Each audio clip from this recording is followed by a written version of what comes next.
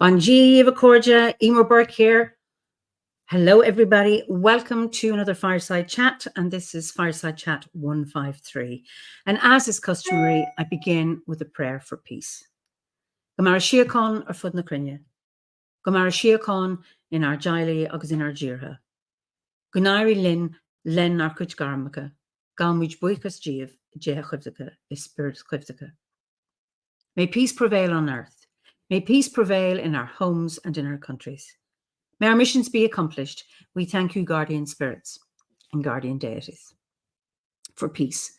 As the fever of day calms towards twilight, may all that is strained in us come to ease. We pray for all who suffered violence today. May an unexpected serenity surprise them. For those who risk their lives each day for peace, may their hearts glimpse providence at the heart of history. That those who make riches from violence and war might hear in their dreams the cries of the lost. That we might see through our fear of each other a new vision to heal our fatal attraction to aggression. That those who enjoy the privilege of peace might not forget their tormented brothers and sisters. That the wolf might lie down with the lamb, that our swords be beaten into plowshares, and no hurt or harm be done anywhere along the Holy Mountain. With thanks to John O'Donoghue. So let me see where you all are. Cornwall, Wyoming, lovely. Calgary, where are we? High River, wonderful to see you all. Norfolk, where else? Surrey, Bookham, I don't know that place. West Yorkshire, wonderful. Penzance, Penzance, Cornwall, of course. Did somebody say damp? I wonder how the weather is like. Has been dry today, thank goodness, and we had a little blue sky, 18 degrees, not very hot, but I'm grateful. So for the little bit of heat that we do get here. Hertfordshire, West Yorkshire, wonderful to see you all. Brilliant. So Sweden, on a warm summer day in Sweden, beautiful. Holland, New Forest, Los Angeles, Northern California, Northamptonshire, sunny-ish Slough, I love it.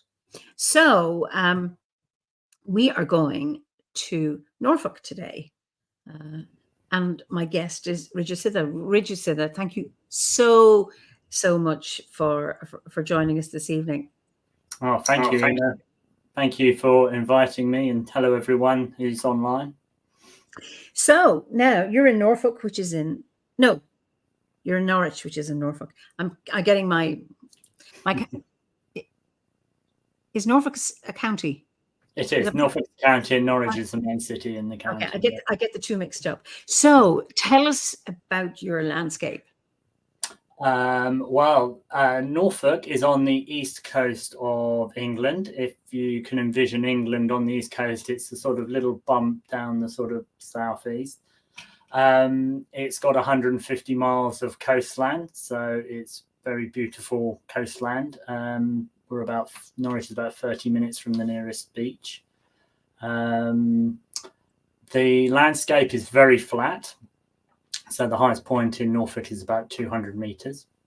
We have fantastic open blue skies. So we have 360-degree blue skies. And the name of our local grove is named after that. It's called the Big Sky Grove.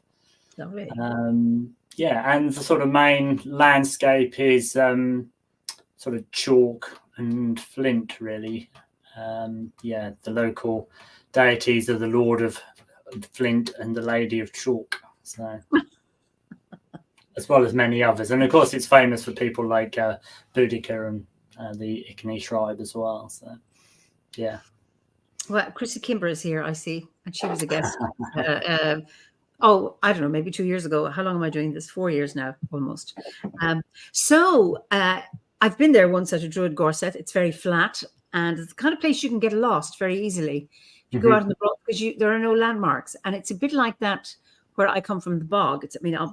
I'm talking in terms of flat landscape. It's a great place to get lost. So just tell us a little bit more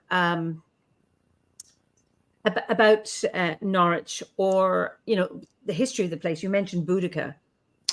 Yes. Who don't know who might not know who Boudica is. Okay. So, well, I'll start with Boudica. Boudica was the daughter, actually, of a tribal leader, Celtic tribal leader, and the Romans murdered her. I think it was her husband and her father, and it might have even been her children. I can't remember. And she then led a revolt against the Romans. And won for a while anyway. So she drove the Romans back from sort of Norfolk, Essex, and around the east coast of England. And so she's very well known here for defeating the Romans. Norwich has a long and mixed history. We've had the Saxons, have had the Celts. It's a Viking settlement for many years as well, going back in time. In the 1600s, it was the third largest city in the country, as it has a river. So at the time, it was London, Bristol, and Norwich, which were the three biggest cities.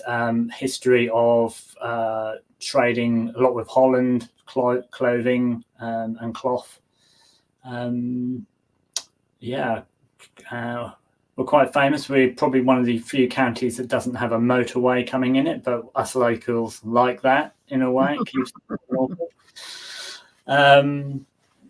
What else can I say about Norwich? Is quite sort of cosmopolitan sort of city.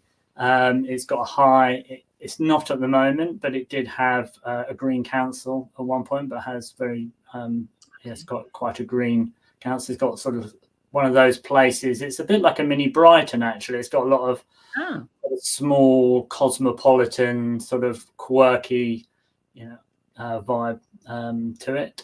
And I don't know whether it's still the case, but it used to have the most vegan-friendly restaurants in the country as well. So, why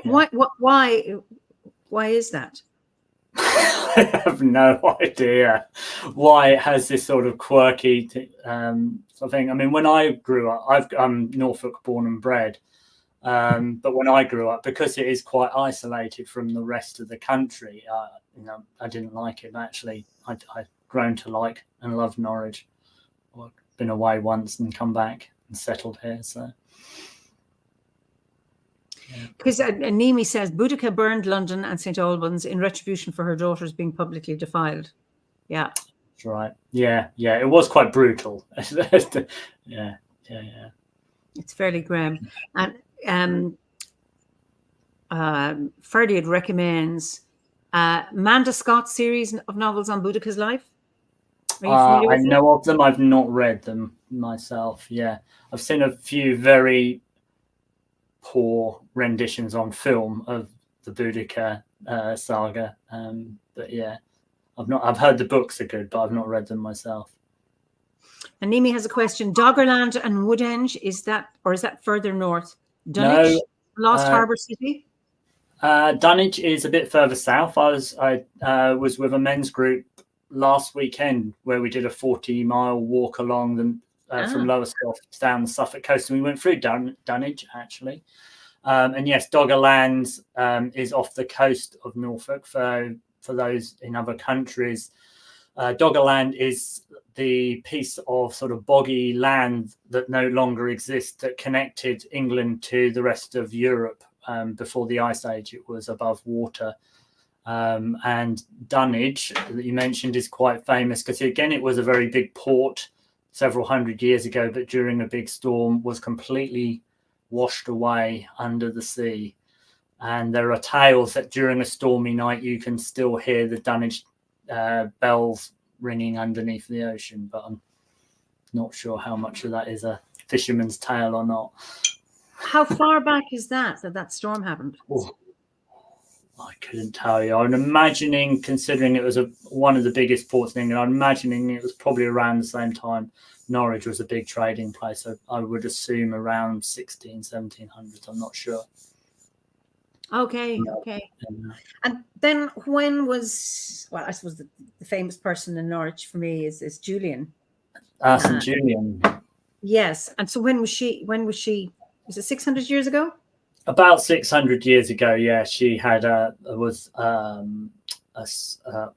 she had a little cell where she sort of bricked herself up for many years, and people came to take blessings from her, and she was fed by the local people through a little slot in her cell.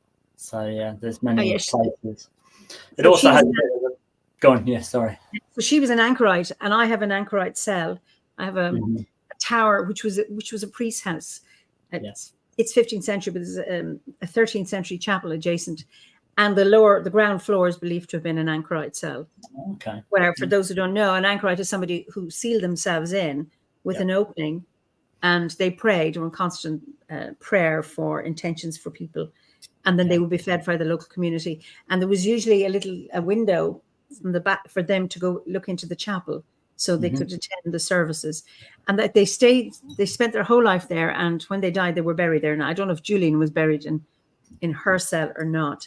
And what's really interesting about her, she's got that beautiful chant, all will be well, all will be well, all manner of things will be well.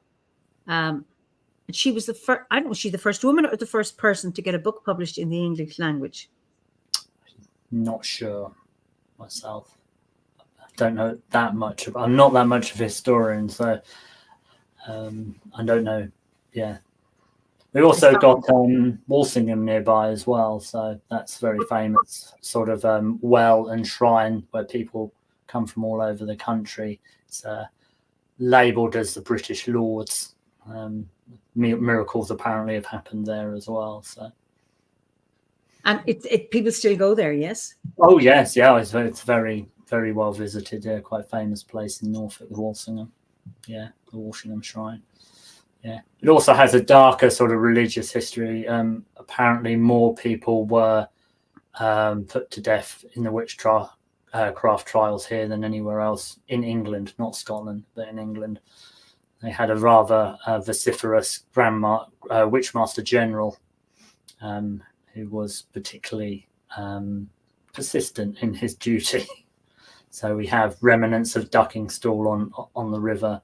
And a few local places where the witches were, or people were tried for witchcraft, let's say. And was this in Norwich or in Walsingham? In Norwich, yeah, Firebridge in Norwich particularly. There's a still marker with the ducking stool's not there, but there's a marker there to show where it was. And, yeah. Wow. But Norfolk does have quite a long and deep history and quite an active sort of pagan particularly witchcraft community here. So, yeah. Wow. Okay, they're saying first book in English was Caxton, 15th century. That's from Ferdiad, and Julian of Norwich was the first woman published. Okay, now I have that. That's clear. Yeah. Brilliant, brilliant. I think Tracy says Revelations of Divine Love. Is that her book? Interesting. So I cut across you, and you were about to say something when I mentioned Julian of Norwich, and I think it was going to be about Walsingham, actually, so I think I've already... Oh, okay. Well, actually, people have been doing their research already. So Matthew Hopkins... some people can know a lot more than I do. It's coming into the feed. I don't know, can you see the comments? If you look at the right of your screen, you can click on a blue square that says comments, and you can be able to read them.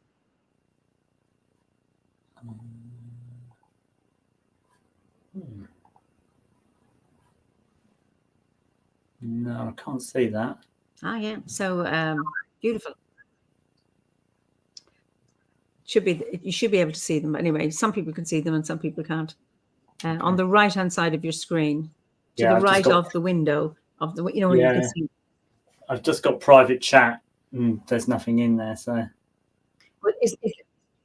is there anything above the private chat that says comments? A little blue square or a little square? Just says log in and sign up for free. Okay. Okay. It used to be. So Ricky's put in the shoebox.org, Witches of Norfolk and Norwich, and then the East Anglia Witches. Wow. Beautiful. So I suppose the next thing is to ask you about your name. Yes, most people do. Particularly a Norfolk name, is it?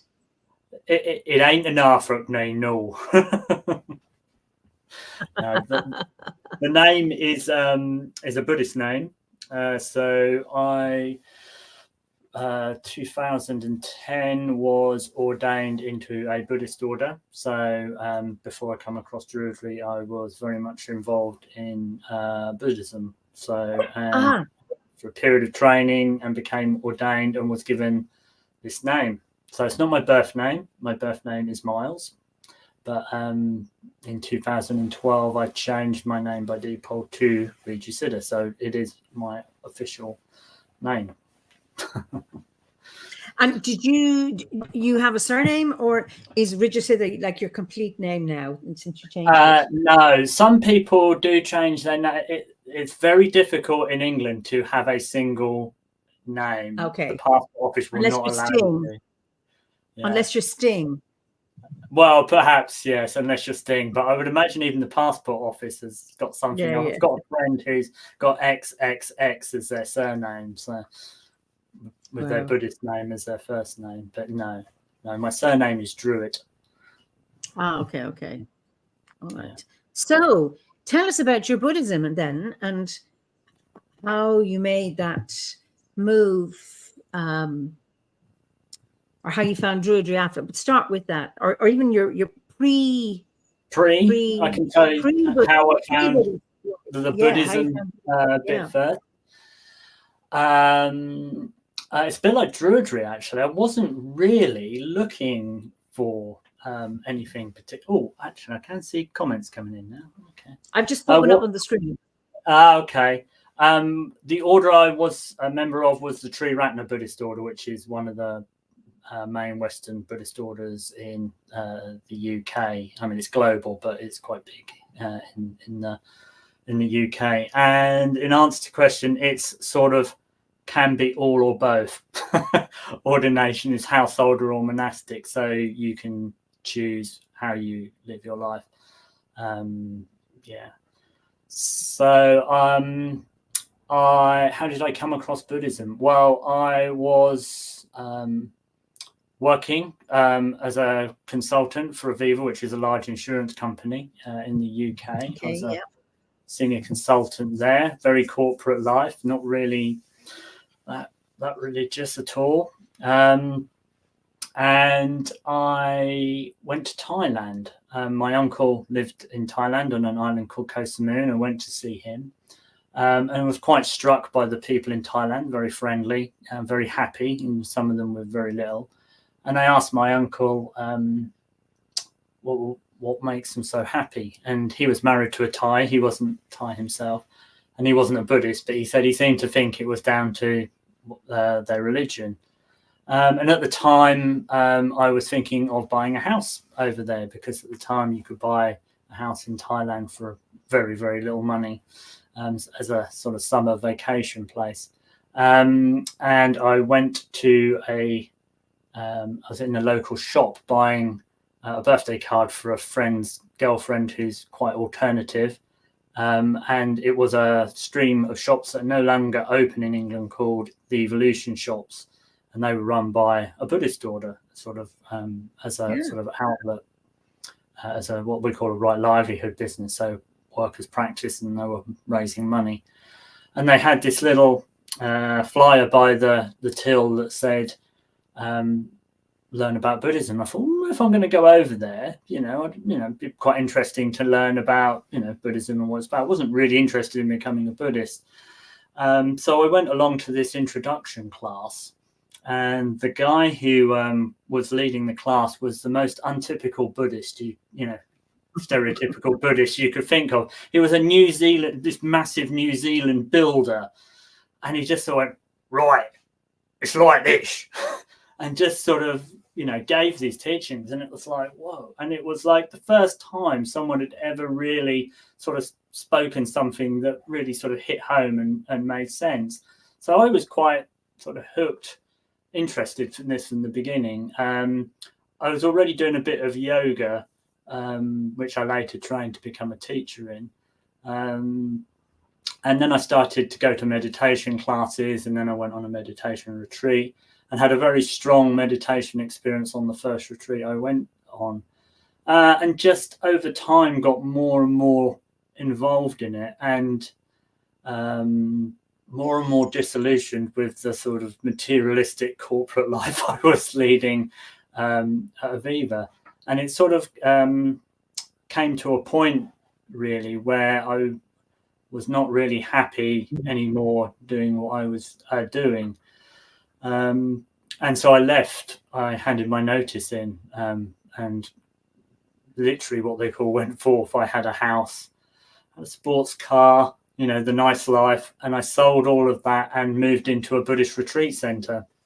Wow. And lived there for a year in a community, strangely enough, in Norfolk, which is very fortunate because it was a training centre for people going for ordination, probably their main centre in Europe, and just happened to be 7 miles down the road from where I lived.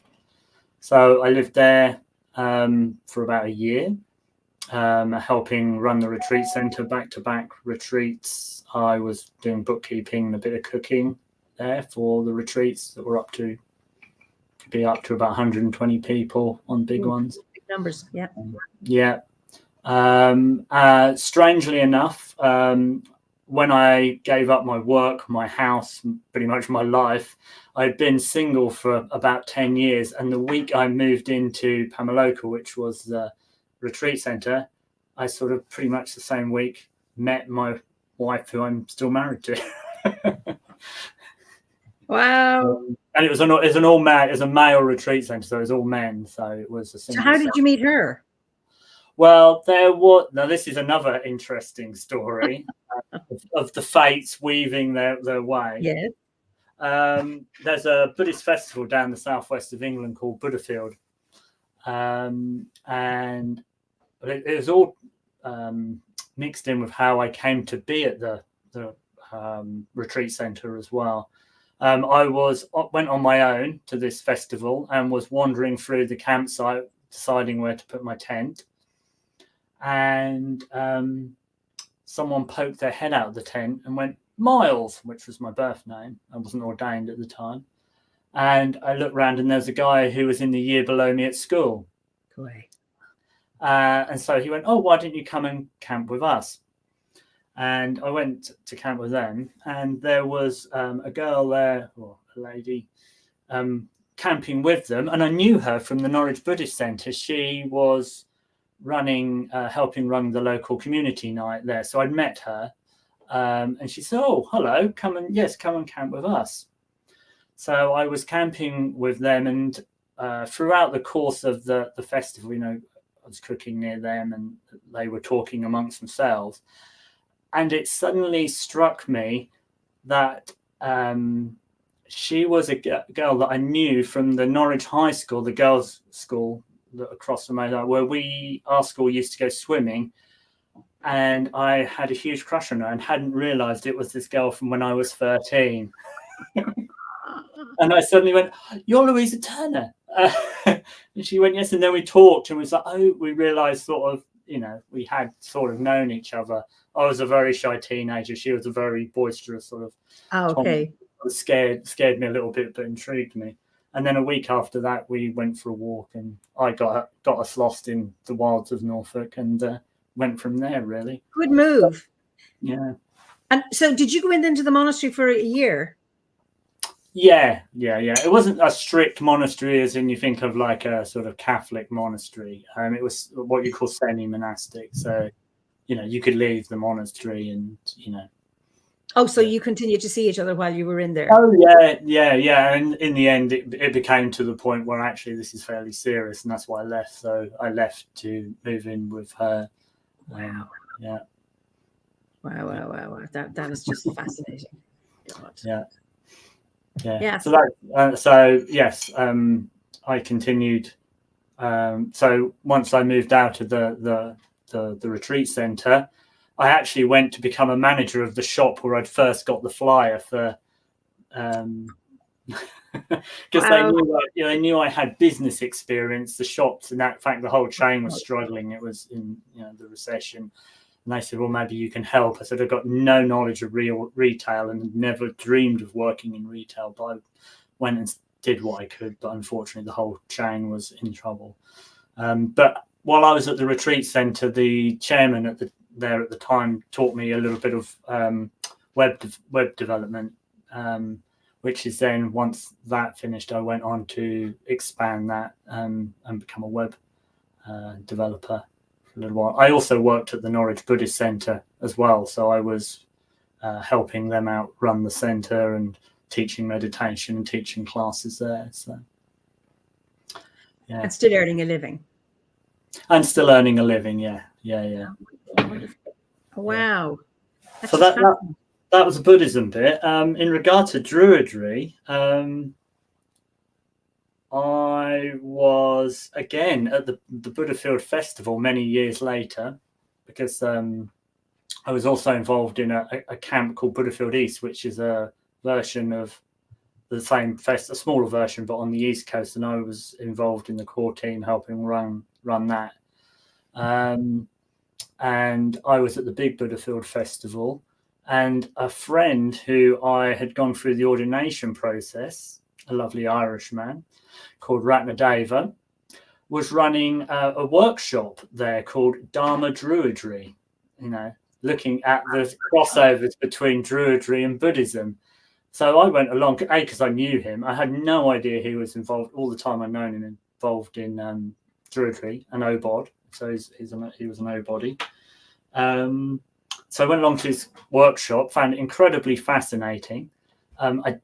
Before I come across Buddhism, I had done some reading around. I was a little bit interested in Wicca, so I did have a sort of pagan leaning, but I'd never really come across anybody practicing it.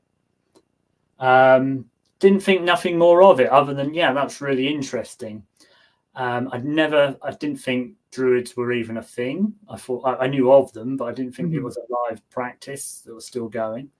And just by sheer chance, 6 weeks later, we were setting up Buddhafield East, and we hired some structures, some tents off of a local children's organisation called the Fairy Fair, who do sort of eco camps for children. So very witchy sort of based sort of stuff on Halloween and May Day. They do stuff, but for kids, which is very lovely. I took my son there many times.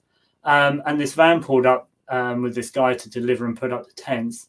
And this guy walks out, and he looks like Treebeard from the look. Had big ginger dreads and a beard with rings in it, no shoes, and he's setting up the tents. And he says, "Oh, I'm itinerant. I just travel. So is it all right if I stay? And I'll keep out of the way." I went, no, you join in, come in, and join in on the festival and the sort of semi-festival, semi-retreat. So he was hanging around, and we got chatting, and found out he was also a Druid. So in the space of 6 weeks, had gone from not knowing any Druids to finding these two Druids. His name is a long-standing Druid. Some people may know him. His name is Des Crow. So he told us a little bit about Druidry, and we invited him to do a ritual. So he did a little opening the quarters in the circle and was telling us about the trees on the land that we'd used for many years, which was fascinating. And he got involved in a few of the rituals we did as well. And I was just asking him at the end of it, I said, it was fascinating. I said, and it's really interesting that there's this thing keeps coming up with Druidry. The last couple of weeks, it's like the universe is telling me something, because I'm always quite open to seeing like synchronicities and what happens. So he said, the best place probably to start if you want to know more is to look on the Obod website, and they do an intro package and you can send off for it. So I thought, why not? So I sent off for this package, and it's a Saturday morning, and my wife comes into the lounge, and I am in floods of tears. And she says, "What's the matter?" I go, "This is so beautiful." I got the intro pack, and she just looks at me and goes, "You got to do that course." She says, "It's moved you so much." And there it went from there, really. I signed up for the Bardic grade, and just absolutely loved it. And sort of my whole spiritual sort of leaning started to go down this path. So that was about 6 years ago. Wow. Now in the OVA, or fumbling my way through the OVA grade. Yeah, and since then, just really thrown myself, come to many gatherings, was involved in White Horse camps until recently. How were you? Okay. Yeah, I went to my first White Horse camp not long after I got involved. Was a bit, what's this going to be like? Is it going to be like loads of real cosplay sort of weirdos? But actually, not that would be fine, because I love things like Dungeons and Dragons anyway. But yeah, found it as a really beautiful community, lots of spiritual depth there. So that just even more reaffirmed what I was doing, really. So I've been just following mainly the Gwersi and that path. I've also flirted, since I've come across Druidry, with a few other things. I like to sort of it's almost like I've been let out of my box into a sort of pagan sweet shop in a way. So I've done a little bit with a local Wiccan group as well, and looked into a bit of shamanism, and I'm quite involved in another group called The Way of the Mystic Wizard, with a chap called Matthew Baker. Well, Sean McCann is in witty mode tonight. Sean is in Canada. There's a pun in here about druids coming out of the woodwork. It was he'd posted that just as you were talking. Within 6 weeks, you'd met 2 druids. Yeah. And then here's another one. This is really corny. Druids wear their hearts on their trees. I'm interested before. So,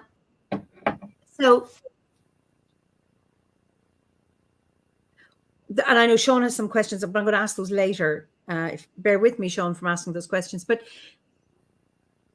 and Chrissy is saying something. And you were strongly instrumental in getting our grove to do rituals again. That's Chrissy. Yes, I got blamed for that. Yes, because I love rituals. So. Well done.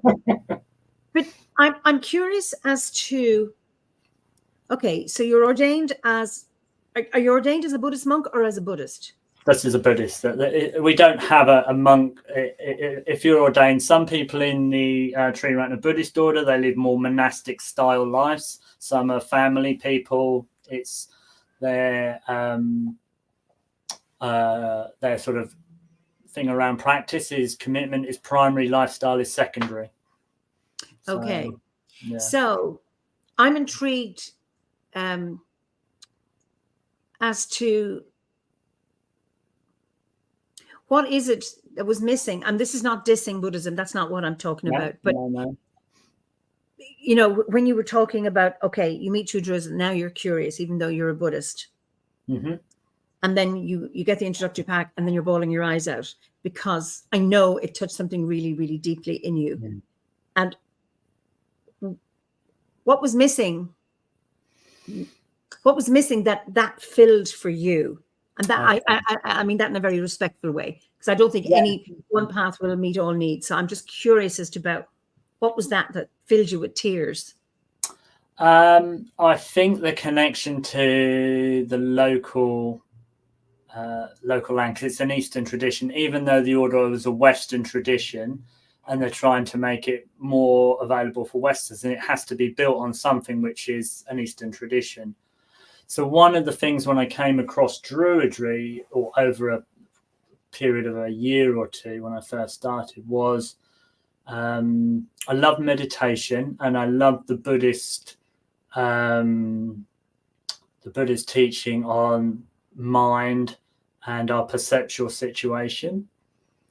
We also did quite a bit of ritual, but it was mainly sort of Tibetan based, and the meditation we get when we're ordained is a Tibetan visualization practice, which is quite detailed, and I always struggled with and thought I've just got a rubbish imagination. But when I came across the grove practice, which was like you're in your grove and then stuff in a way just happens. I know it gets a bit more instructive later on. My imagination just went boom, And there's two things I realized. One, my imagination doesn't like being told what to do, as in, like, now you think of this figure and rainbows come out here and, all that stuff. But also, I realized that the whole Tibetan sort of mythic context and iconography, I'd sort of taken on as part of what the Buddhist order did. That actually didn't mean nothing to me, actually.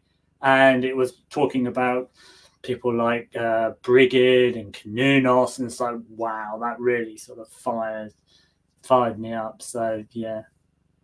So it was more the mythic context of this land and our ancestry, and that level of magic, I suppose, that was missing. I mean, it's really interesting if you look back at the Buddha's life in the original scriptures. It's actually the one thing I say to a lot of people is, if you look at how the Buddha lived his life compared with some modern Buddhist, no disrespect to them, like gold temples, and the Buddha was actually probably more druid than modern Buddhists, because he lived in the forest. Yes. There's regular stories of him, the monks waking up and him talking to a yaksha, a tree spirit, or so. Very, very interesting. Because John King, I don't know if you know John. John is from Scotland, lives in Scotland. As a Buddhist for 25 years, when I met Druidry 13 years ago, it was though all the dots had been joined up to make a whole.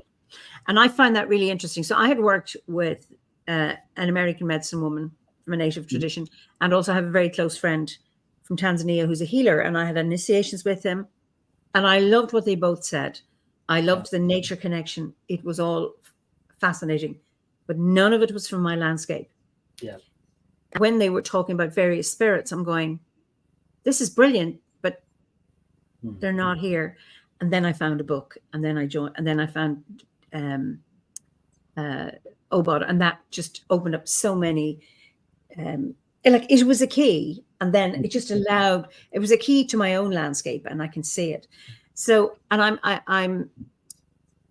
often wonder about our members who, so our teachings or our gwers are based in these lands, this part of the world, and what a struggle it must be for our members who are in a different landscape. And of course, you're encouraged wherever you are to make sense of it within your own context, and how important that is. But and I wonder, going down the line, what will people find that will fit those missing? They'll join up those extra dots for people for whom it's not a whole. I think it's a fascinating question, because often people say, do you have to be Celtic ancestry or from the Celtic lands to study Druid? And we go, no, because it's your own personal journey, and it's how you make of it, and how you weave in your traditions, if the ones you want to bring with that still have meaning for you. Owen, the Vardoon, he says, thank you, Regicida, for the sharing. I'm tickled that you were inspired by the shoeless nomad, from the wanderers we come from and the wanderers we always return for the next adventure. Owen is a traveler, an Irish traveler. So, right, yeah. Fortunately, nomadism is illegal now in Ireland. So, which is an horrendous abuse of rights and traditions, etc. But it's just interesting, the shoeless nomad. And then Cynthia says, I think about this a lot, this question that I raised. I'm interested in Druidry, but I don't live in the lands of its origin. And I think that's something all our members, wherever they are, is to find that, to make peace with that in some way. And that's the challenge for each Druid, because it's a personal practice and a personal journey and a personal responsibility, because we don't offer certainty and we don't offer dogma, and which is refreshing, and that's why we have so many members, is because we don't. And then that's also that frustrating bit, because you're not told how to think. Now, Liz is in Wyoming. I think what you're speaking to, Eimear, is decolonize our minds and our spiritual practices. Yes, And then Jane, who's in Canada, though Jane is English, it's one of the most asked questions in our grove. How do we adapt the OBOD rights to fit our landscape? And that is the challenge. And that is how you do it, because people have migrated. As human beings, we've migrated. Yeah. I mean, I don't know if it's still the case, but, it is believed that we all migrated out of Africa, and the cradle of mankind is in, well, the Tanzanian state and the Ethiopian state. And now they're saying they've found, evidence of more ancient, whether it's more ancient or maybe people evolved, simultaneously in the East. Yeah. But we've all migrated. And I don't know how our ancient ancestors, did everybody look the same? And then somehow colors and eye shape and all that stuff evolve over the thousands of years. And then Sean says, and you make a point here, Sean, plants began in one place and were taken to new lands, and they became a blend of where they come from and where they are. That is right, because, we have oak trees, but we have French oak trees, Italian oak trees. Copper beeches, they're not native, they're from Europe. So, yeah. Yeah, all of that they adapt. And I think, if we're going to use the tree metaphor and plant metaphor, and as Druids, I think that's a very nice one to use, is that we adapt. And it's about finding that place where you have a sense of belonging. And the only one who can find that is each person themselves. Like, I live in Kilkenny. I'm not from there. And I never felt I belonged in the place where I was born.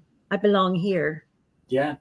Even though I'm not full of Druids, it's ordinary Irish culture with sport and the politics and all that stuff. And here I am, a Druid in a place where I belong. And I've made that peace. Now I'm fortunate to have land around me in which to make that peace. Yeah. So. Yeah, and when you open your heart up and start practicing, whether it be Buddhism or Druidry or whatever, stuff starts to speak to you. So like I said with the Druidry, I wasn't looking for it, but it sort of just came into my life. And like Brigid, the main goddess that I relate to, I mean, she's Irish, but she chose me. I didn't choose her. And there's a little. I was showing one of the people I work with at the moment. I mean, he's a Buddhist, but his family is Jain. And I was showing him some images of Cernunnos, and he particularly struck by the one from the Lundestrup Cauldron, because he went, I can't remember the name of the deity, but he went, oh, that's so-and-so, who's a Jain god. And he showed me a picture of it, and it was identical. And I said, well, what does he represent? He went, oh, he's the god of the animals. Oh.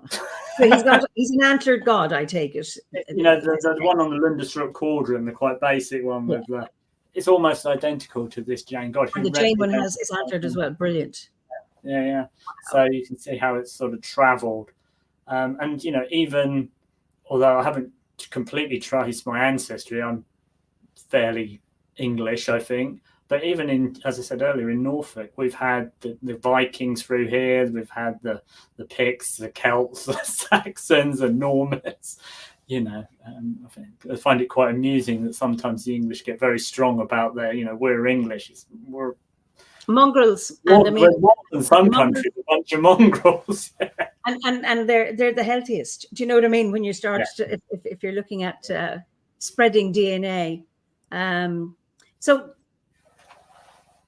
So this is Liz, and we're going to go over to the heart very soon. And there's some questions that Sean put earlier, and I'll ask Sean to ask those again when we get over. Sean says, Bridget, being also of the Forge, seems to be good at hammering her way into anywhere and anyone she likes. I think that's really interesting. Liz, can we have your question later on in the hearth when we go over, because it links in with other questions. Now, Nimi says, didn't the Celtic peoples migrate out of the Indian subcontinent? They did. The Indus Valley, It shouldn't be any surprise that we have these links. And we have the Woden here, who is obviously a derivative of Odin. It's come over from the Vikings, so from the Norse tradition. Absolutely. So I think this might be a nice time to end this, and we will go over to the hearth. I think it's absolutely fascinating, and I'm really, really interesting.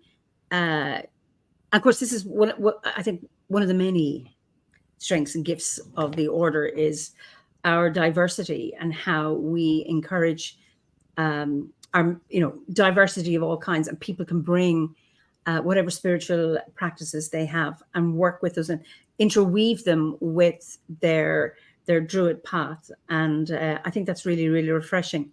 So it's lovely to. Oh, you're not the first. Sorry, you're not the first Buddhist who've been here. No, I know a few. So it's just lovely to have that. So I'm going to allow you just to say good night to everybody, and before we go over to the hearth. Okay, good night, everyone. Thank you for listening to my rambling on and my story, and I hope you all have a wonderful evening and many blessings. And it's been absolutely a joy talking to Regis. Anyway, I'm going to see you in a few minutes, so don't go anywhere. I'll just send you back to the green room. Thank you all so much for joining us this evening, and for those OBOD members, we'll meet you over in the hearth. And I look forward to seeing you next week for another Fireside Chat. So in the meantime, hopefully, I know some of you are praying for rain to avoid fires. I hope you get all the rain you need. We're getting lots of rain here. It's just, if only it was a bit more fairly divided out. So I hope those of you get the weather that you need, the sunshine or the rain, whatever it is you need. In the meantime, be well, and slán go fóill.